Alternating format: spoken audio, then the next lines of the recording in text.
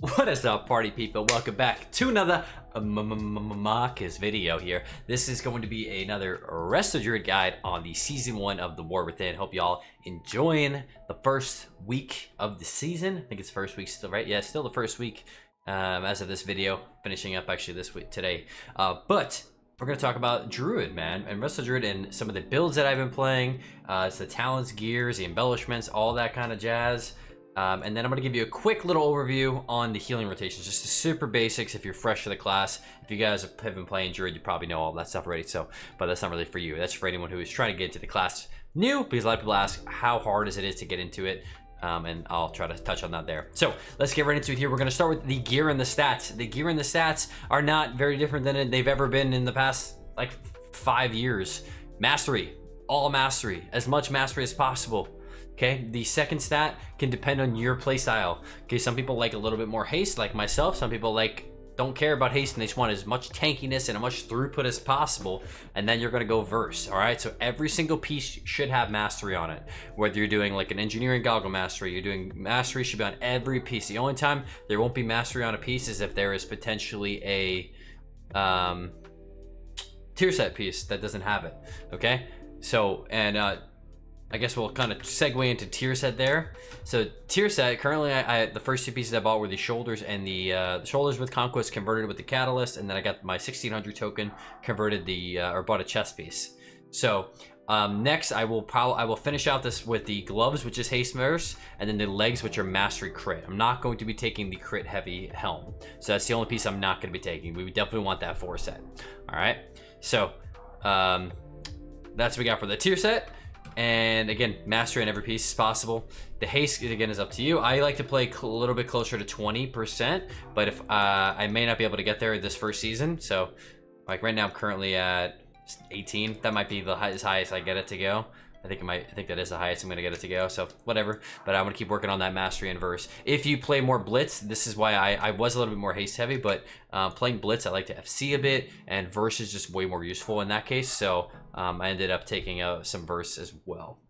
All right, as for the embellishments, okay, embellishments are not that important for Druid, unfortunately. There are some, the big healer one out there that you see a lot of people using is the energy distribution device. That works off of single target healing. Okay, for some reason Rejuve and Life Flume do not count as single target healing, which is unfortunate. So it only is proccing off of Swift Mend and Regrowth, so resulting in a very low percentage of your healing coming out of it. So I don't use it personally. I know a lot of Druids have it. I don't know why. I mean, maybe the other embellishments kind of equal it out anyway, but like if you're playing something like an Invoker, it's insane.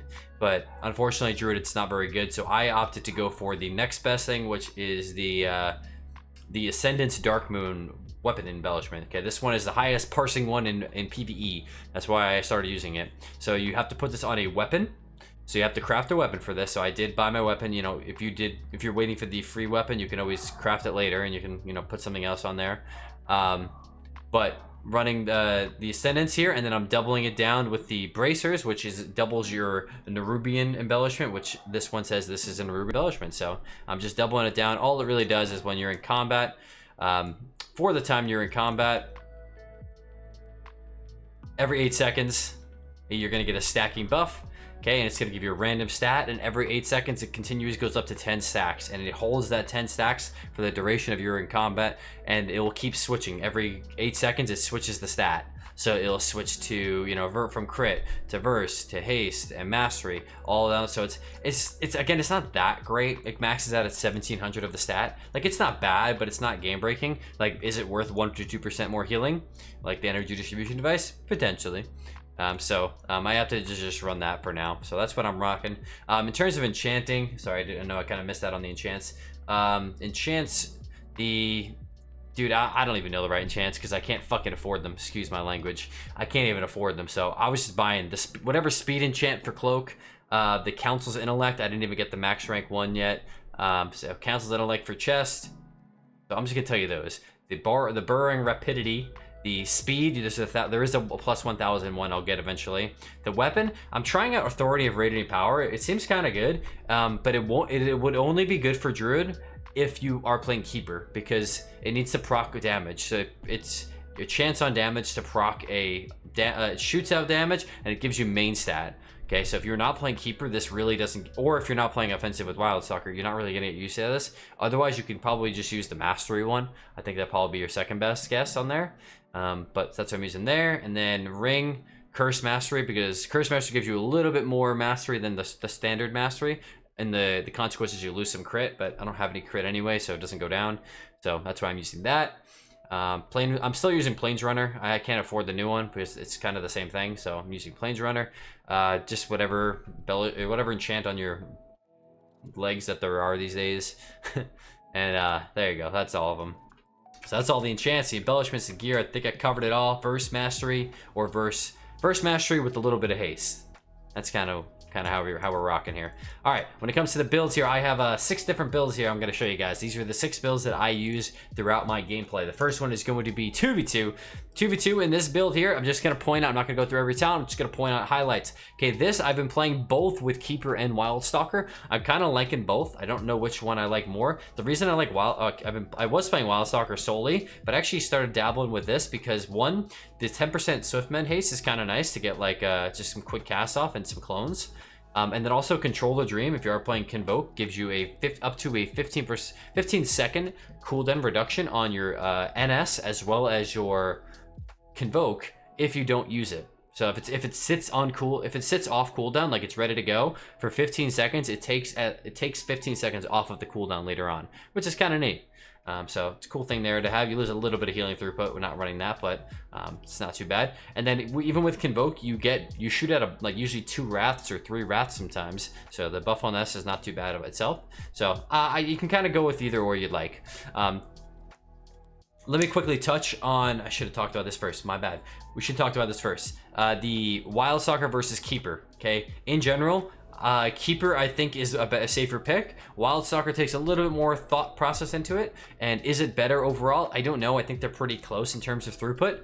Later on in the seasons, later on in the expansion, I think Wildstalker will end up being the better one because of mastery scaling. The more mastery we get, it scales exponentially, and Wildstalker creates an extra hot that contributes to your mastery. So that symbiotic bloom that you proc, where you can proc either by Wild Growth, Regrowth, or Efflows, or you can get a guaranteed one every time you Swiftmend.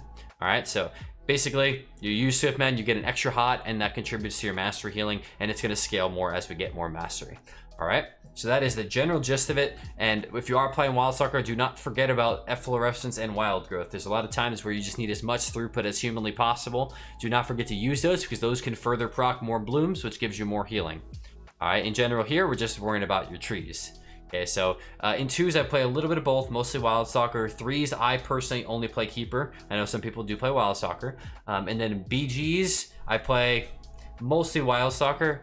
Yeah, mostly Wildstalker. Because of trees, I'm always outrunning my trees. And because you're doing a lot of more AoE healing in BGs, you get a benefit from that Efflow and Wild Growth, which gives you more of those procs of the hots. And you do more healing. So, and a 10% movement speed on Barkston is kind of sweet for FCing. All right, so that is the difference between the hero talents. The builds, let me get back to these. I don't know why this part of the song is just so loud. All right, let's get back to the talents here. 2s, we're gonna be talking about, I have Convoke in this build. I opted to not go down this route. Once Dream of Cenarius is buffed, I may revisit this in the next patch. It's getting buffed quite a bit. You can check out the 11.05 notes if you wanna see that. So I did actually go for Germination because the healing throughput feels great, especially combined with Wildstalker and that extra hot. And obviously make sure you have Shapeshifter. On this side here, just ultimate utility. I was experimenting with Star Surge because it's getting buffed. I don't know if I'm going to keep it or not. But having movement speed, having Maim, having Kick, having Bash, having Heart of the Wild, having Typhoon. I think those are the cookie cutters to make a great 2s build because you just have so much utility. You're fast, you can just get around there and just disrupt the world. All right, so that's what I'm going for in there. Everything else is definitely a little bit interchangeable. Okay. This is a aggressive cat form build too, so let's just leave that at. If you don't want to play cat form, there are some other builds. So this is another build that I was using. Oh wait, actually, technically this isn't it, but this really isn't a 3s damage build anymore. I'm just calling this 3s. Okay, if you wanted to play, let me go over to this build next, my 3s build, because I will switch this to make it find a way to to be a little bit more offensive, I guess, in a way. If I was making this a purely offensive build and you did not want to play Convoke and you wanted to play more of the caster, especially with the buffs coming in today, you could drop in, I have Invigorate on here. You can drop these 3 here and go 1, 2, 3 down there, and then you'll get the Heart of the Wild, Oath of the Elder Druid with Dream of Cenarius and Reforestation. When you're playing offensive with Tree Form in 2s, Dream of Cenarius actually ain't too bad, but again, it'll be way better next patch with those buffs. Okay, so going into my 3s build here. So this is a build I actually just started playing yesterday and I was freaking loving it. All right, so the idea of this build, again, playing Keeper, holding on to Rake Stun, playing Star Surge, and the damage that I do in this build is strictly for mana. Okay, solo shuffle, you don't really have a chance to do a lot of damage, but in 3s you do have a little bit of time, and that's not, I'm not doing damage for the sake of killing things, which if it helps, great. But it's the sake of mana. Your mana regen is incredible if you at least play a little bit offensive. Okay, so combining, so I have Star Surge, I have the increased range with the reduced cooldown of Star Surge, and then combining that with Master Shapeshifter, just throwing in Star Surges every 6 seconds is a lot of mana. Like, you can get upwards. So let me show you this really quick. So in general, so like, let's say I'm like, these are my 2 teammates and I regrowth myself. There's this interaction with Blooming Infusion, whether this is intended or not. When you every 5 regrowth to get you an instant cast Wrath, okay, and it does 100% more damage, which is cool. And if you have life looms on 2 targets and then you utilize rampant growth, which gives you life loom onto all, or regrowth onto all of them, I regrowth myself, it counts as 3 spells. So if I just do it twice here, it's gonna proc. I get those instant casts. So I'm throughout the game as I'm regrowthing, I'm constantly getting instant cast Wraths and then in Star Surges. So I'm never having to actually sit there and cast. I wasn't sitting, unless I had complete uptime of just nothing's going on, I would sit there and cast Wrath. But in Tree Form, you have instant cast Wrath. You have instant cast Star Surges whenever you want, and then you're constantly proccing these instant cast Wraths, even in human form. So just all I was doing was hitting the instant casts, and I was regenerating like, I don't know if I have any of the games here. What are some of these longer games? This was like a longer game. Nope, I guess I didn't really do too much in that one. Yeah, these are not a great examples, huh? Oh, this is solo shuffle, that's why. You idiot. Oh, here we go. Like 1 mil. Geez, I'm getting terrible examples from you guys. I'm sorry. 1 mil. But like, even just getting a 1 mil regen in a game could make or break the game, right? It can make or break the mana on the other team. I'm not going crazy on it, spamming it. You could, but I'm just trying to do it in a reasonable way to still be able to heal. All right, so that's the gist of this build in terms of the like why I have some of these damaging spells. Okay, alternatively, or otherwise, the only thing other different you're going to see here that I have is I actually playing Invigorate. This is something I've been picking up. I picked up yesterday the first time, and I'm really enjoying it. Invigorate is like, it's the spell that a lot of you might be really hoping for, okay? Because you have every hot on your target and they're still dying, okay? And then that's where Invigorate comes in. It's a super short cooldown. It gives you a quick little burst just to keep them alive long enough to recover. All right, so let me just show you really, basically it just speeds up your spell, your life loom, rejuve, and regrowth, right? No, just rejuve and life loom a bit faster, and then they give a bit burst to your heal. So let me just show you one quick thing with this though. So let me start a group here just so you can see my thing. All right, so this is basically what it does. You have rejuves up.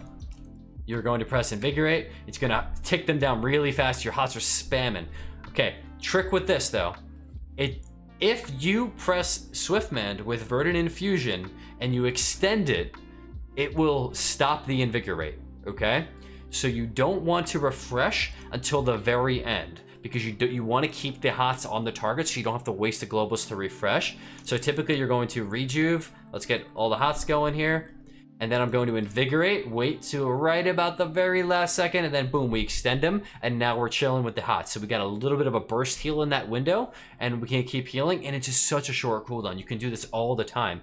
Try to ideally pair this with Swiftmend, but there were cases, like in emergency cases, where I couldn't pair it. If you can't pair it, at a minimum, you should refresh the life bloom for the bloom effect, and then to keep your stacks if you have it, right? So I'll give you an example here. Like, let's say it's burst healing. Let's say I just Swiftmended, I rejuved, and I'm just chilling here. I press Invigorate. I'm like, oh shit, I don't have Swiftmend. Wait for it to get to right at the end, and then refresh that Life Bloom, just so you keep that. That's the most important hot to refresh. So this is a really cool spell. Very, very useful in Shuffle. And then also in threes if you are playing some of those comps, and you ever come into those scenarios where you have every hot, but you just can't keep them up. All right, so that is a really, really good spell I think you should definitely try out if you have not tried it out already. Otherwise, yes, I did lose Tree Proc to get this because I did want to take Shapeshifter for that little bit of mana. If you're finding the games that you don't need mana whatsoever, you'd rather just find drinks all game, be my guest. You can drop both of these here, and I would actually, I would drop both of those and go down like this. Okay, this is like a pure healing output. I think that's what's going to be in my Solo Shuffle build, but yeah, so that's what you can do on that one. So moving on here to the next one, we got Solo Shuffle. Okay, Solo Shuffle, the build is just very slightly different from myself. I'm playing just max healing throughput, and I take Maim. Okay, this is just, again, my personal preference. You certainly don't have to play like this. You can kind of mix and match and do what you want with these. So this build here, I played some extra tanky talents. I don't always play these. If I'm playing in a caster lobby, I don't usually play these two, but typically, yeah, I interchange a lot of these talents. I should say that. Maim is really useful because sometimes it just takes one Maim to end the game. And if you do use during your Heart of the Wilds, if you can just sit in cat form a couple seconds here and there, or even get a swipe off on a pet or something like that, that one Maim could win the game for you. So that's why I run it there. Otherwise, just kind of normal healing stuff. I mean, nothing really special. I can't really say. On this side here, I went for the most throughput I thought was possible. So I'm rocking the Invigorate once again. I did lose in Photosynthesis to play Invigorate, but I think it's worth it personally. Playing Tree Form proc, Thriving Vegetation, and Germination. I would love to not play that Thriving Vegetation, but then unfortunately you need it for Reforestation. So if you don't want to play Tree Proc, you could kind of go the same route as that other build that I was playing. So you could play here, and then you can play Photosynthesis. Oh, I guess you would still have another point too. I was also trying this around too, like Budding Leaves again, but I don't know, man. I think Tree Proc might be better in Shuffle, just because it just the timing of the throughput, you know, getting 50% bonus healing. So this is what I was rocking for Solo Shuffle. Moving on to the next one here, now we got our BG specs. So I have 3 BG specs I'm playing. First one is the FC spec. This is for Blitz. Resto Druids are phenomenal FCs. Maybe not as good as Mistweavers getting across, but they are tankier than Mistweavers. So I think Mistweavers like a better FC in terms of getting the flag across, but if you do ever get to 6 stacks, Monk is completely useless because all you can do is port. You can't even roll. So Druid becomes relatively tanky in that regard. So not a bad tank at all. So I love to do it myself. It's actually really enjoyable for me. So I took every single tanky talent I could possibly take. Vigor, Ursox, both of these down here. Make sure you have movement speed, have a little range. I use this for the roots, being able to root people from far away. Also getting for Typhoon to knock people away. On this side here, took a lot more rejuve stuff and max single target healing as possible. All right, so I took double regenesis. I dropped rampant growth because I'm mostly just healing myself. Having Ult the Yellow Druid for the bear form part of it. Thriving Vegetation into Reforestation. Tree Form proc could be great for the instant cast regrowths as well as the instant cast roots. Germination for single target healing, and then VI as well. Okay, quick touch I guess on VI. I never really forgot to touch on that. I know some people play double prosperity. I really don't think this is worth it. Like, it doesn't give you more Swiftmends if you are pressing Swiftmend on cooldown. There are cases where you're not pressing Swiftmend on cooldown, and yes, you will be able to cast more, but you get 2 charges to start, and when you use both of those charges, it's only going to recharge 1 at a time. So if you are using it on cooldown, hopefully that makes sense. I have to explain that 17 times in every single video in the comments. So yes, it could be good if you're not Swiftmending on cooldown, but typically you are, and this meta is extremely purge heavy, so I don't know why you wouldn't play Verdant Infusion. You're crazy. Whatever, fine, do what you want. Anyway, getting back to this. BG damage. Okay, this is the build I play in node maps myself. So it's going to be more similar to like a 2 spec, because a lot of the games it comes down to a 1v1. A lot of the nodes it's a 1v1, a 1v2, or a 2v2, or maybe a 3v3. And being able to just throw in a Convoke here and there, this is my personal preference. You certainly don't have to play Convoke. You could just swap this out for Tree Form. But I love being able to just knock down a target really quick. Convoke does so much damage in Cat form, and with the Wrath buffs, it's going to do even more, because it's going to be a little bit of a buff to it as well. And then otherwise playing super disruptive once again, just like in 2s. I'm playing, I don't always play Hibernate, but if there's a chance that there's a hunter or a druid, then Hibernate actually comes in really handy there. You have Maim, Kick, Typhoon. Once again, increased range for the roots, all that kind of jazz. Great stuff. Again, playing Wildstalker like I mentioned earlier. And then on here, it's basically my 2s build that I'm playing. Nothing any different there. Okay, and then the last build here is BG Healing. My gosh, this video is taking longer than I thought. I'm so sorry.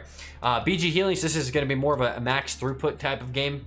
Again, I'm just kind of playing like I'm that solo shuffle game, all right? I may actually swap something out for... I may swap Photosynthesis for Shapeshifter in the case that for mana.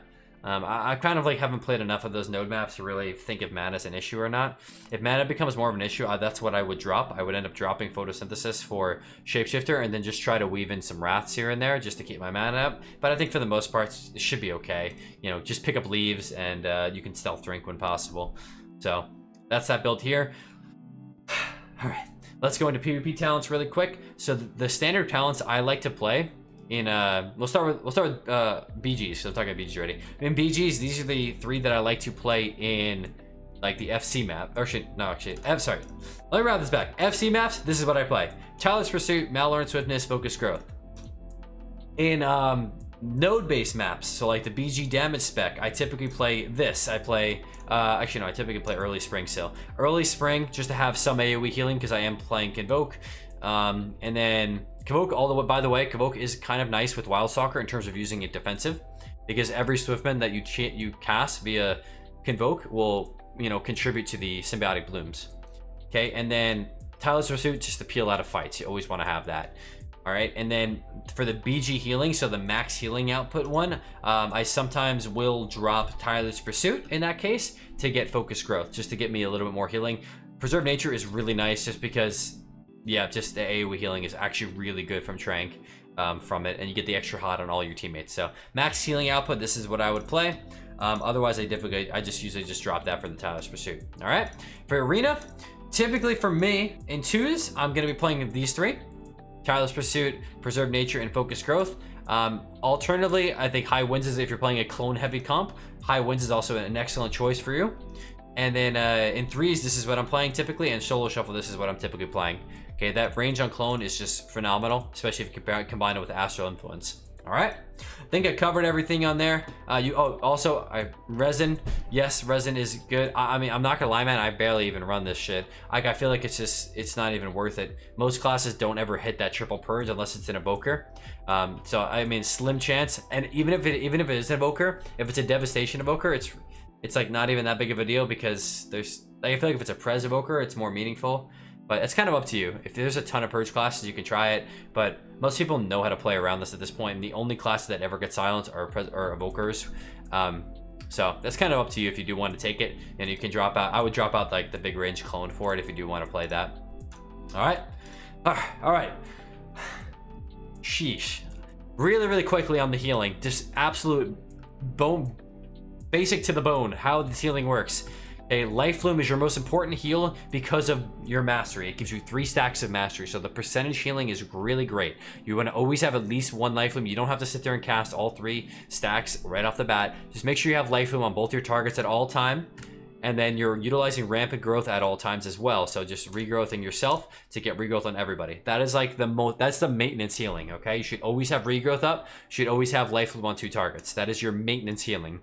As you need more healing, you just add rejuves, okay? So you add a rejuve. If you're playing Germination, you can add 2 rejuves. Make sure you also are Swiftmending on cooldown.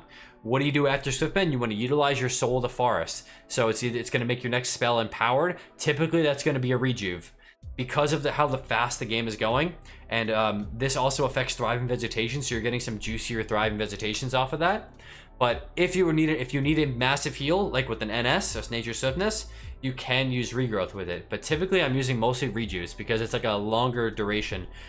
You know, you don't want to use Regrowth and then it just tops your team up. And typically they already have a Regrowth buff on them. So I typically almost always use it for Rejuve unless I need an emergency chunky heal. And then I'm gonna Regrowth it. And then also just throw in Cenarian Wards on cooldown.